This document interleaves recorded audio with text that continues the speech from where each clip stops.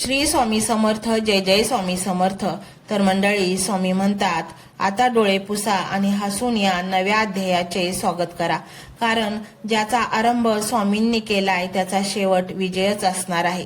आता एक दीर्घ श्वास घ्या आणि मनाला थोडं मोकळं सोडा.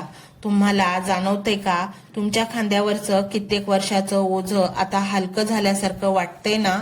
हे ओझं संकटांचं नव्हतं, तर ते मी हे कसं निभावू या विचारांचं होतं.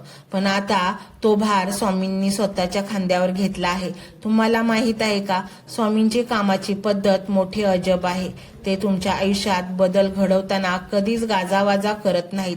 ते रात्रीच्या वेळी जेव्हा तुम्ही गाढ झोपेत असता तेव्हा तुमच्या नशिबाचे धागे गुंफत असतात. त्यामुळेच अनेकदा तुम्हाला सकाळी उठल्यावर विनाकारण प्रसन्न वाटतं.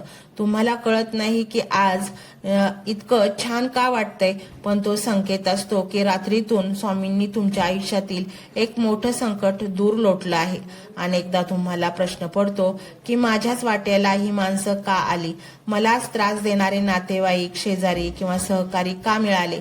ह्याचं एक गुपित आज स्वामी तुम्हाला सांगत आहेत. लक्ष देऊन ऐका. जी माणसं तुम्हाला त्रास देतात ते तुमचे शत्रू नाहीत, तर ते तुमचे बिनपगारी कामगार आहेत. होय, तुम्ही बरोबर ऐकलं की माणसं तुमच्याबद्दल वाईट बोलून, तुमचा छळ करून तुमची पापं स्वतःच्या माथ्यावर घेत आहेत आणि तुमचं पुण्य वाढवत आहेत. ज्या दिवशी तुम्हाला हे गणित समजेल